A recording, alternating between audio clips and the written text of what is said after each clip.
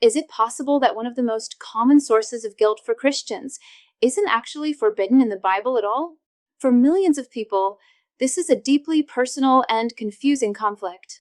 On one hand, you have a natural, private human act.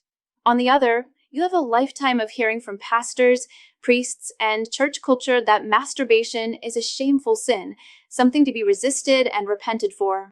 This conflict creates a heavy burden of guilt and anxiety. In this video, we're going to tackle this head-on. First, we'll look at what science and medicine say about masturbation. Then, we'll open up the Bible and examine the scriptures often used to condemn it to see what they really say. My goal is to give you clarity, not dogma, so you can make your own informed decision. Before we get into theology, let's establish a baseline.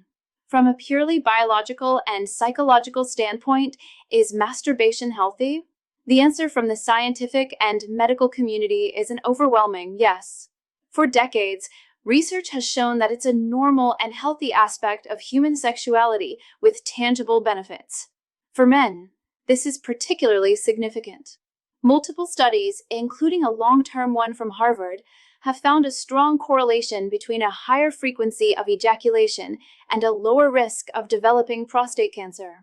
The theory is that it helps flush out potentially harmful substances from the prostate. But the benefits are for everyone. Masturbation is a powerful, natural stress reliever. When you orgasm, your brain releases a flood of endorphins, which are natural mood boosters and pain relievers. This can lead to a feeling of calm and well-being. It can also improve your sleep. That same release of hormones acts as a natural sedative for many people, helping them fall asleep faster and sleep more deeply. Furthermore, it's a way to learn about your own body. Understanding what feels good and how your body responds is crucial for a healthy sex life, both for yourself and with a partner. It can increase your libido and confidence, leading to a more satisfying intimate life within a relationship. So, the scientific and medical consensus is clear. Masturbation is not just normal. It's a beneficial part of human sexuality that contributes positively to both physical and mental health. Now, while this video focuses on the mental and spiritual side of things, I know that for many men, concerns about sexual health go beyond just guilt. Issues like performance, stamina, and staying power are also top of mind. If that's something you're facing, I want to quickly share a powerful resource I came across. It's an eye-opening video that reveals a simple, 7-second natural home remedy that helps reverse the real root cause of male performance problems without pills or lifestyle changes. It's about restoring your confidence and power naturally. You can watch it right now by pointing your phone's camera at the QR code on the screen. I've also put a direct link in the pinned comment below this video.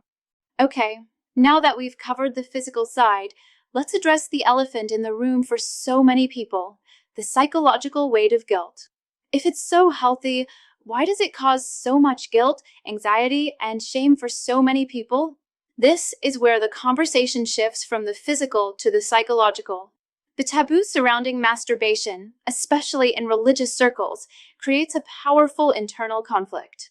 When you're taught that a natural urge is sinful, you start to feel like there's something fundamentally wrong with you. This emotional weight has real-world consequences.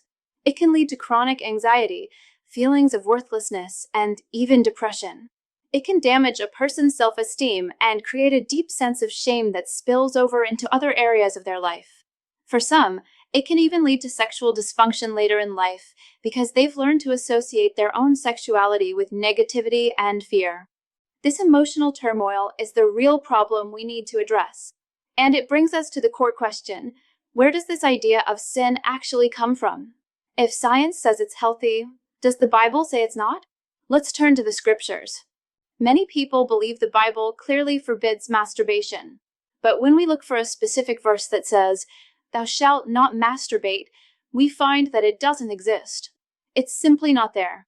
Instead, certain passages are interpreted to imply it's a sin. Let's look at the two most common ones. The first is 1 Corinthians chapter 7, verse 2. It says, "But since sexual immorality is occurring, each man should have sexual relations with his own wife, and each woman with her own husband." At first glance, Some interpret this to mean that the only acceptable outlet for sexual desire is intercourse with a spouse. But context is everything. The Apostle Paul was writing to a church in Corinth, a city known for its rampant sexual immorality. Prostitution, orgies, and adultery were common.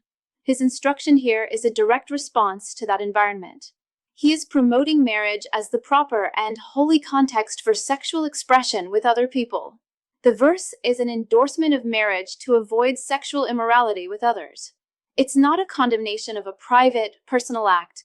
The second passage frequently used is Hebrews chapter 13, verse 4, which says, "Marriage should be honored by all, and the marriage bed kept pure, for God will judge the adulterer and all the sexually immoral."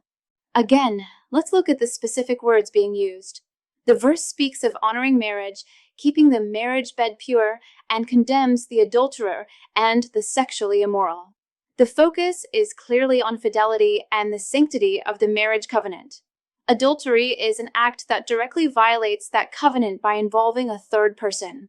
The passage condemns acts that break the trust and faithfulness of marriage. It doesn't define masturbation as an act that makes the marriage bed impure. To apply this verse to masturbation is to stretch its meaning far beyond the context it was written in. Neither of these passages, nor any others in the Bible, explicitly names or forbids this act. So if it's not explicitly in the text, why is the teaching so widespread? It comes down to interpretation. Throughout history, religious leaders and thinkers have taken broader concepts like lust or impurity and created doctrines around them. They've interpreted passages about lustful thoughts and applied them to the act of masturbation, creating a rule that goes beyond what the text itself specifies. Think about it like a country's constitution. Different legal scholars can read the exact same text and come to vastly different conclusions about what it means. One judge might see a right to privacy, while another might not. The text hasn't changed, but the human interpretation has. The same is true for sacred texts. Different denominations and theologians have developed their own traditions and interpretations over centuries. This means that the guilt many people feel is often based on a human interpretation or tradition, not a direct command from God. Understanding this distinction is the first step toward freedom from unnecessary shame. So, where does that leave us? Let's summarize. First, science confirms that masturbation is a healthy, natural, and beneficial activity. Second, the guilt and shame surrounding it are psychologically harmful and can cause significant distress. And third, the Bible does not explicitly condemn masturbation. The passages often used to forbid it are, when read in context, clearly addressing interpersonal sexual acts like adultery and fornication. Of course, like anything in life, food, work, exercise, and activity can become unhealthy if it becomes a compulsion. If it's something you feel you can't control, if it's used as an escape from real-life problems, or if it negatively impacts your relationships and responsibilities, then it's worth examining that behavior. The key, as with all things, is balance and intention. But the act itself is not inherently sinful or shameful. Ultimately, respecting the body you were given and maintaining your sexual health is not an act against faith.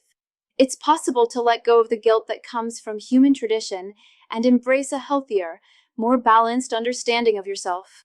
Your well-being matters.